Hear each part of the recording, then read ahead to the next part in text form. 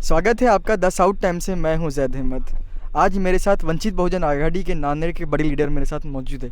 तो आइए हम इनसे कुछ बातों पे चर्चा करते हैं। तो सर, सबसे पहले आपका नाम बताइए। मेरा नाम गोविंद दड़वी है। जी। मैं जैसा हाँ। मैं वंचित बहुजन आघाड़ी का स्टेट का उपाध्यक्ष वाइस प्रेसिडेंट हूँ। जी। स्टार कैंपेनर हूँ अभी। जैसा कि अभी फारूक अहमद जो है 2019 में भी नांदेड़ से लड़े थे, लेकिन यहाँ पर एमआईएम और दीगर पार्टीज होने की वजह से मुसलमान वोट डिवाइड हो गया था। लेकिन इस बार भी वही चीज़ें रिपीट हो रही है, तो इसके ऊपर आप क्या बोलेंगे? नहीं, क्या है, इसमें थोड़ा सोचना पड़ेगा अपने को कि 2019 की विधानसभा का चुनाव और 2024 का विधानसभा का चुनाव, इसमें बहुत बड़ा डिफरेंस है। क्योंकि 2019 में फारूक अहमद सर को वंचित बहुजन आघाड़ी ने जो उम्मीदवारी दी थी, तो 16 दिन का समय उनके पास था। 16 दिन में उन्होंने अम्बेडकरवादी समाज से लगभग 13 से 13.5-14 हज़ार वोट लिए थे। और मुस्लिम बहुल जो मुस्लिम एरिया के बूथ है, वो एरिया में लगभग 12,000 से करीब उन्होंने वोट लिए थे। और ये इनके आजू बाजू रहने वाले जो बिगर तबका था, ये ओबीसी, माइक्रो ओबीसी, भटके विमुक्त जो लोग हैं, इनके भी लगभग 1,000-1,500 वोट इनको मिले थे। ऐसे कुल मिला के उनको लगभग 27,000 वोट मिले थे। ये हो गई बात 2019 की। 2019 से लेके 2024 तक फारूक अहमद सर पूरे महाराष्ट्र में दलित, पिछड़ा, मुस्लिम, भटके विमुक्त, आदिवासी, ये सब समाज के विषय को लेके काम कर रहे हैं महाराष्ट्र में। हर जगह पे आंदोलन होगा, मोर्चा या संघर्ष लड़ाई होगी। ये सब तरीके से लोकशाही में जो चलते, वो सब आंदोलन फारूक सर लड़ रहे हैं।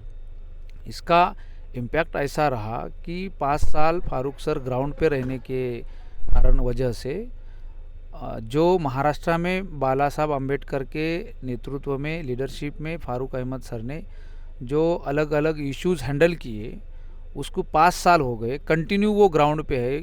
सीए एनआरसी का मुद्दा लो, या किसान बाग का मुद्दा लो, शाहीन बाग का मुद्दा लो, या कोरोना के समय की स्थिति लो, उसके बाद के मुस्लिम रिजर्वेशन का आंदोलन रहे, ओबीसी रिजर्वेशन का आंदोलन रहे, मोहम्मद पैगंबर बिल का आंदोलन रहे, या मंदिर का जो कोरोना के इसमें बीच में जो अलग अलग जो धर्म के जो धर्मस्थल है, वहाँ पे जो बंदी थी, वो धर्मस्थल पे अनेक लोगों का पेट पानी का व्यवसाय था, रोज़गार था, वो बंद थे, उसका आंदोलन रहो।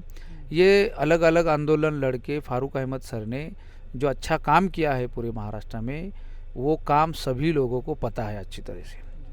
तो ये 5 साल में जो लोकशाही को, संविधान को लेके फारूक अहमद ने काम किया, ये काम में एक काम का इम्पैक्ट ऐसा हुआ कि लगभग 5-7 हज़ार वोट संविधानवादी लोगों का, अम्बेडकरवादी लोगों का, और जो परिवर्तनवादी मूवमेंट वाले जो लोग हैं, उनका 5-7 हज़ार वोट उनमें बढ़ा है। तो वो वोट की संख्या जाती है 20,000 तक।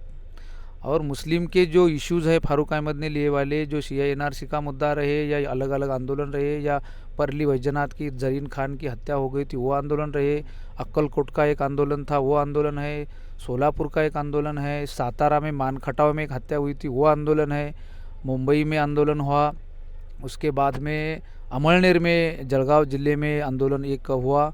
वो सब आंदोलन में फारूक अहमद सर उसमें शामिल थे। वो आंदोलन में वो लड़ाई लड़ते थे। इसका इम्पैक्ट मुस्लिम समाज में बहुत अच्छा रहा। और ये सब लड़ाई का अगर इंक्लूड करते हैं अपन, तो जो मुस्लिम समाज के सबसे बड़े धर्मगुरु है, जो अंतर्राष्ट्रीय संगठन है, यूनो है जागतिक दर्जे की, वो यूनो में जो बहुत कम लोगों को अपनी बात रखने का जो समय मिलता है या मौका मिलता है, उसमें सबसे ज़्यादा 11 मिनट बात रखने का मौका सज्जाद नोमानी साहब को मिले वाला है। और वो सज्जाद नोमानी साहब ने भी फारूक अहमद सर को समर्थन दिया है, ऐसी चर्चा है अभी। ये बौद्ध समाज का जो 20-25 हज़ार का वोट अभी मैंने बोला, और अभी नोमानी साहब का समर्थन रहे, या फारूक अहमद का 5 साल का मुस्लिमों में किए वाला काम रहे, इसके वजह से फारूक सर का मुस्लिमों का भी वोटिंग का परसेंटेज लगभग 20,000 से ऊपर जा रहा है। 20 से 40,000 तक फारूक अहमद गए हैं।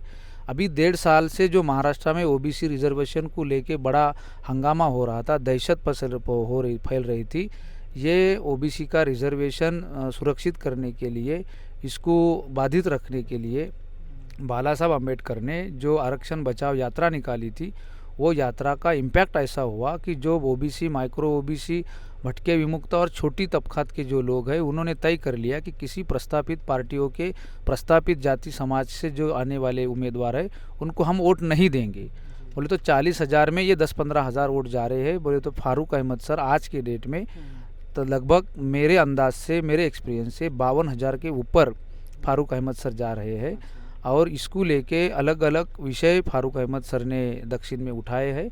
तो मेरे ख्याल से ऐसा लगता है, जो मैं घूम रहा हूँ पिछले 16-17 दिन से ये नांदेड़ दक्षिण में, बहुत अच्छा रिस्पांस फारूक अहमद सर को मिल रहा है। अलग अलग समाज के लोग मिल रहे हैं। अलग अलग समाज के लोगों का कहना आ रहा है कि फारूक अहमद सर एक जात में, एक धर्म में बंदिस्त होने वाला व्यक्ति नहीं है, वो हर समाज के लिए लड़ने वाला लड़ाऊ व्यक्तिमत्व है। मेरा अगला सवाल आपसे ये है कि जैसा कि वंचित बहुजन आघाड़ी के जो नेशनल प्रेसिडेंट है प्रकाश अम्बेडकर, हर बार उनके ऊपर अपोजिशन ये आरोप लगाता है कि वो बीजेपी की बी टीम है, तो इसके ऊपर इनको आप कैसे डिफेंड करेंगे, इसके ऊपर आप क्या कहेंगे?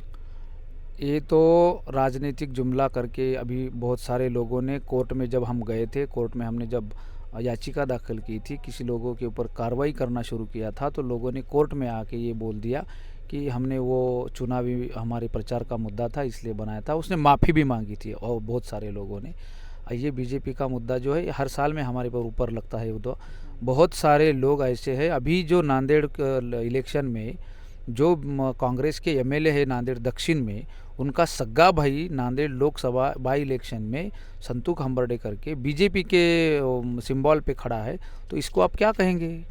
सग्गे दो भाई, एक कांग्रेस से खड़ा रहता है और एक बीजेपी से खड़ा रहता है, तो इसको क्या बोलेंगे आप? जो लोग हमको बी टीम या और कुछ बोलते हैं, उनको मेरा सवाल है, एक ही बाप के दो बेटे हैं, एक कांग्रेस से खड़ा है, एक बीजेपी से खड़ा है, दोनों भाई एक दूसरे को वोट देंगे या दोनों भाई अलग अलग वोट देंगे? या तो जो भाई ने, कांग्रेस वाले कैंडिडेट ने अगर एक बटन कांग्रेस का दबाया और दूसरा बटन अगर भाई है करके बीजेपी का दबाया, तो वो उसके खुद के पार्टी के लिए बेईमान हो रहा है। और कमल वाले ने, बीजेपी वाले ने, हम संतोष हंबर्डे ने अगर एक बटन कमल का दबाया, दूसरा बटन अगर दूसरा कमल का दबाया, तो वो भाई को बेईमान हो रहा है। बोले तो ये दोनों की भी 20 तारीख को बेईमानी करना फाइनल है। इनके पास दूसरा कोई ऑप्शन नहीं है। हर हाल में ये दोनों बेईमानी करने वाले हैं। तो ये लोग, ऐसे गंदे लोग हमारे ऊपर कोई एलिगेशन नहीं कर सकते, इनको नैतिक अधिकार नहीं है। वो मेरा आखिरी सवाल आपसे ये है कि आप नांदेड़ की जनता के लिए, यहाँ के लोगों के लिए, दक्षिण के लोगों के लिए आप क्या पैगाम देना चाहेंगे, क्या संदेश देना चाहेंगे? नांदेड़ दक्षिण विधानसभा मतदार संघ के मतदाताओं से मेरी अपील है कि धर्म जाति के आधार पर वोट देने से जगह आप विकास के आधार पे फारूक अहमद को देखिए। नांदेड़ दक्षिण के एरिया में पहले से जो एमआईडीसी का जो सबसे बड़ा एरिया है वो बलरामपुर है, वो नांदेड़ दक्षिण में आता है। लेकिन बलरामपुर ये गांव के लोग पूना, मुंबई, भोसरी, पिंपरी चिंचवड़ और अन्य जगहों पे काम के लिए जाता है। अगर बलरामपुर में अगर एमआईडीसी है तो वहाँ के लोग, वहाँ के युवा जो ग्रेजुएट हो गए हैं, उनको गांव छोड़ने की क्यों नौबत आ रही है? अगर अपने युवाओं को, अपने बच्चों को अगर अपने जगह पे अगर रोज़गार मिलना ज़रूरी लगता है, तो फारूक अहमद को वोट दे के वंचित बहुजन आघाड़ी का कैंडिडेट चुन के लाना बहुत ज़रूरी है। इसके साथ ही बाई इलेक्शन है लोकसभा निवडणूक का इलेक्शन का, तो उसको भी गैस सिलेंडर को वोट देना ज़रूरी है, क्योंकि अगर दोनों समाज ने एक दूसरे को वोट दिए तो दोनों भी सीटें हमारे निकल सकती है। सबसे बड़ी बेरोज़गारी जो ये नांदेड़ ज़िले में है, डेली 200 से लेके 250 तक ट्रैवल्स भर भर के पूना, मुंबई जाते हैं। सबसे बड़ी बेरोज़गारी ये मतदार संघ में नांदेड़ में है। इसको अगर रोकना है और अपने युवाओं को यहीं पे अगर काम देना है उनके हाथ को, तो वंचित के दोनों भी कैंडिडेट चुन के आना ज़रूरी है। इसके ऊपर आप सोचिए और वोट दीजिए, यही मेरा अपील है। बहुत बहुत शुक्रिया। ये थे मेरे साथ वंचित बहुजन आघाड़ी के नांदेड़ के लीडर, जिन्होंने बहुत ही अच्छे अंदाज में हमें समझाया कि वंचित बहुजन आघाड़ी को नांदेड़ में लोकसभा और विधानसभा में क्यों जीतना ज़रूरी है। ठीक है, असल में और भी अपन करते थे, लेकिन वो बहुत करते थे, लेकिन तुमने बहुत परफेक्ट मार दिया। जी हाँ। ये कैसा निकल गया?